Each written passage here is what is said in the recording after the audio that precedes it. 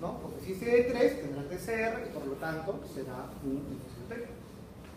Estos que están acá, que no tienen CD3, ¿qué serán? Puede estar linfocitos B y también natural killer, ¿sí? Entonces, estos que están acá serán linfocitos B y NK. Pero si a este grupo nosotros juntamos los dos marcadores, las dos condiciones, es decir, negativo para CD3 y positivo para CD56, ¿qué tenemos? Solo las natural killer, ¿sí? ¿Y estos de acá qué podrían ser? Allá.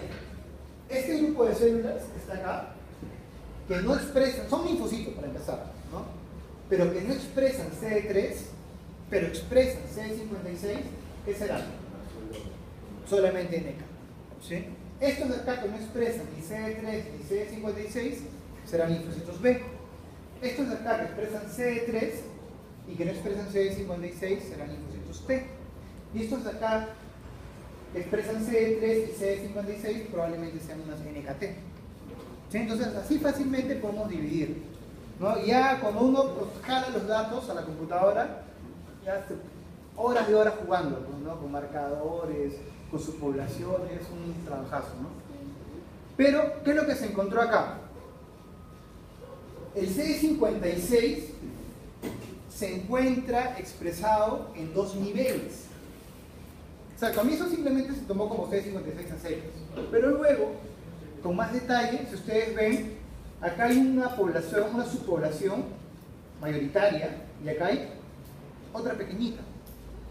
Es por eso que ya hace como 15 años se describió con la citometría de flujo que existían dos subpoblaciones de NK, dos subpoblaciones diferenciadas a partir de la expresión del CD56. Una subpoblación mayoritaria en sangre, porque estas subpoblaciones varían de acuerdo al tejido, si es órgano linfático, si es sangre. Una subpoblación que expresa CD56, pero en cantidades bajas. A esa subpoblación se le denominó CD56 low o DIN. Son los dos términos que se utilizan.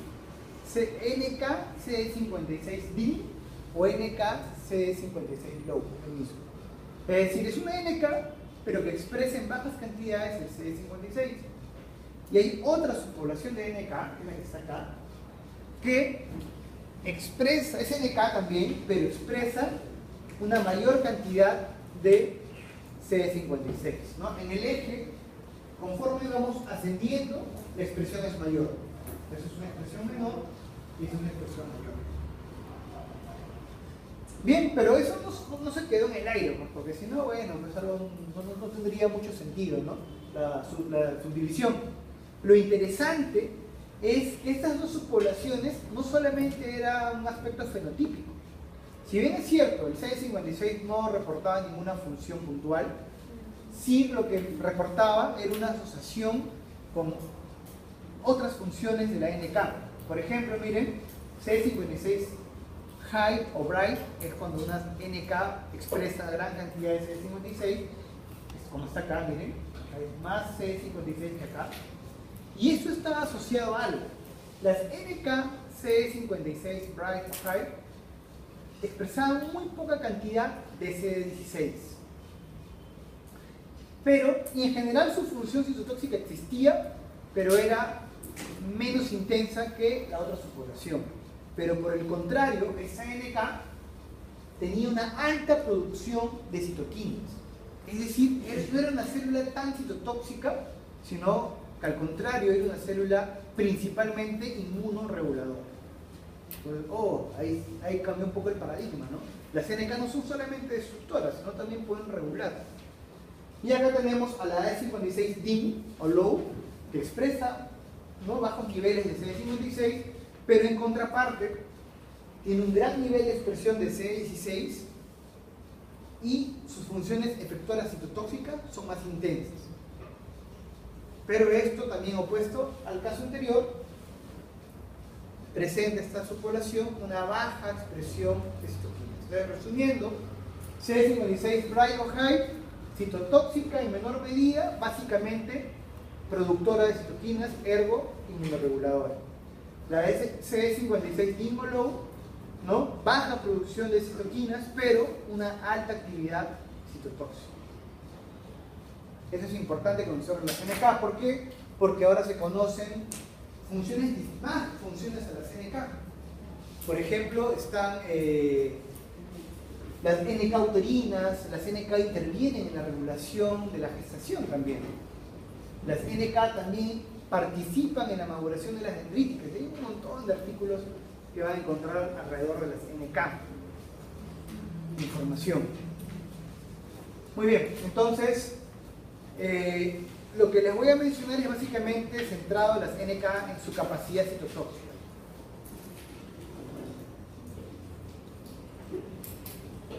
Ante una respuesta inmune adaptativa, ¿no? Contra un agente celular,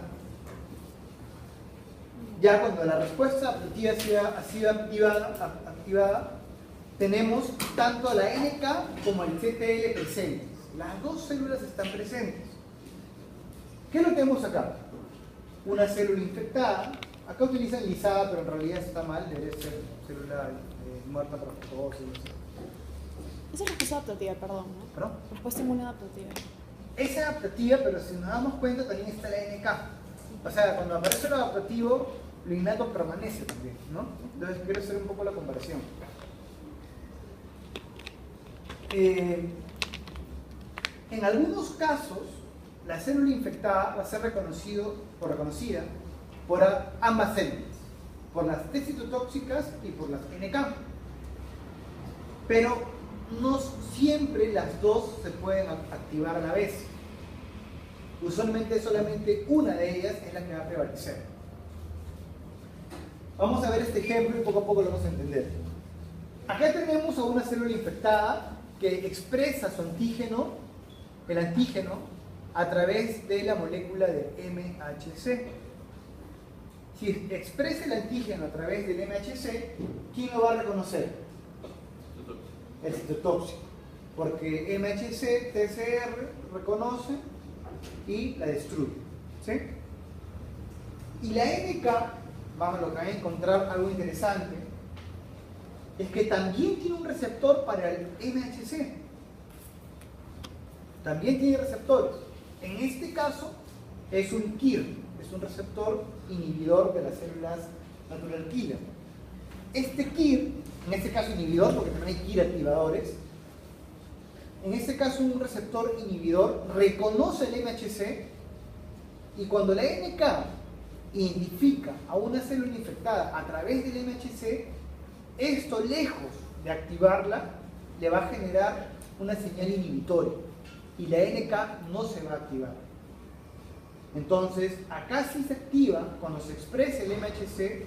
Sí activamos al T citotóxico, pero no activamos a la NK, porque la NK tiene receptores para el MHC que le indican todo lo contrario que al T citotóxico, ¿no? La señal es no actúas.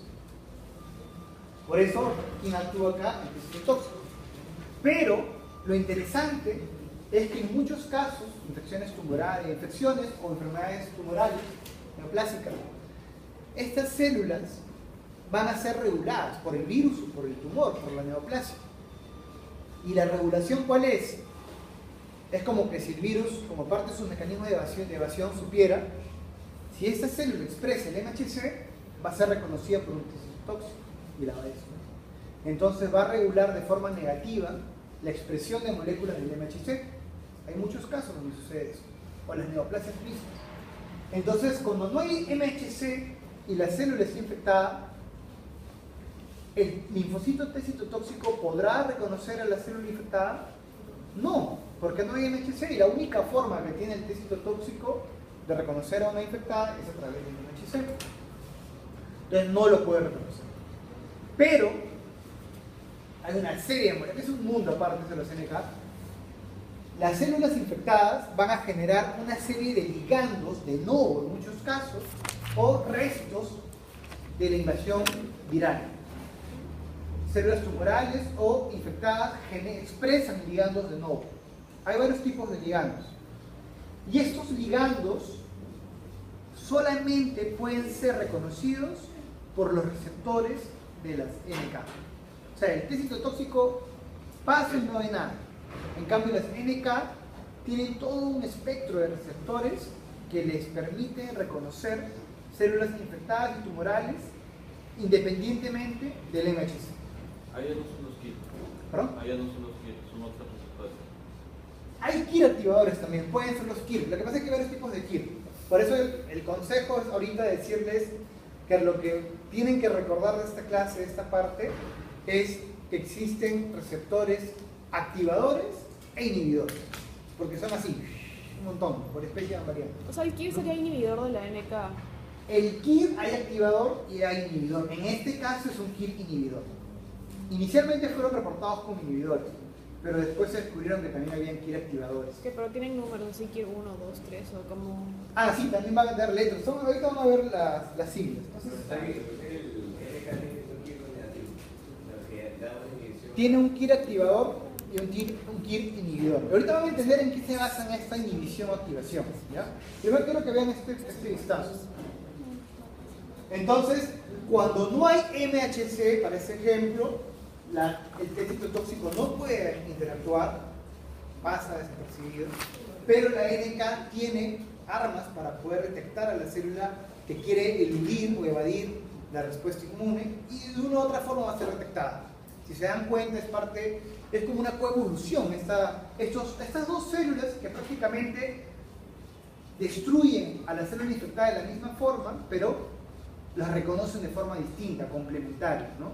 Es una coevolución con los microorganismos. Ese es el resultado, ¿no? Hay un mecanismo en particular que tienen las NK que se llama ADCC, que sí se los había comentado antes. ADCC, no sé si está ahí, ¿no?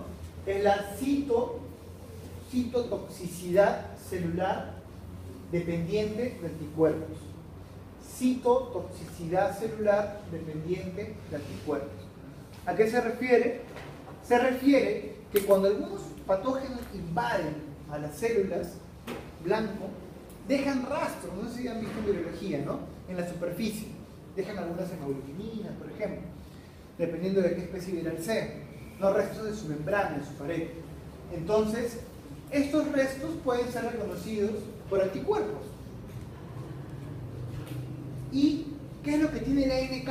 Sobre todo el CD56-DIM en grandes cantidades. CD16. El CD16, ¿cuál es su otro nombre? Por eso, a veces, bueno, ya uno ya lo va conociendo poco a poco, ¿no? Pero a veces más fácil resulta el nombre largo, ¿no? El CD16 es el FC gamma R3, ¿no? Ustedes saben qué es eso, ¿no? Es un receptor del fragmento cristalizable de la cadena gamma, ¿no? Tipo 3, bueno, porque hay varios tipos, ¿no? El tipo 1, 2. Entonces, es un receptor de IG. ¿De qué inmunoglobulina? ¿Qué isotipo? Si es gamma. IG. El CD16 es un receptor de IgG. Y este CD16 reconoce a la FC de la cadena gamma, es decir, reconoce la colita del IgG. Y al reconocer es como que el anticuerpo es un mediador de reconocimiento para una célula infectada. La reconoce y la NK libera todo su arsenal citotóxico, ¿no? Las perforinas. Pero no te bien, o sea, el patógeno va a dejar un rastro en la Sí, célula. más o menos sucede. Cuando algunos patógenos invaden, esa es la célula, ¿sí? Una célula cualquiera. Y esto, por ejemplo, es bonito. Este es el virus. El virus lo que inserta en muchos casos es el genoma, ¿no? Entonces tenemos el genoma del virus. Eso es lo que importa que ingrese. Entonces, luego tenemos que este virus se va a adherir a la membrana de la célula, ¿no? Por un receptor, ¿no? Por ejemplo, el VIH se adhiere al CD4 y al CXR5, ¿no? O CR4, va variando, ¿no? Y luego lo que vamos a tener es que esta membrana viral se fusiona y lo que va a ingresar solamente es el genoma. Pero ¿qué ha dejado el virus al exterior de la célula? Parte de su membrana. Entonces, ¿qué va a pasar después?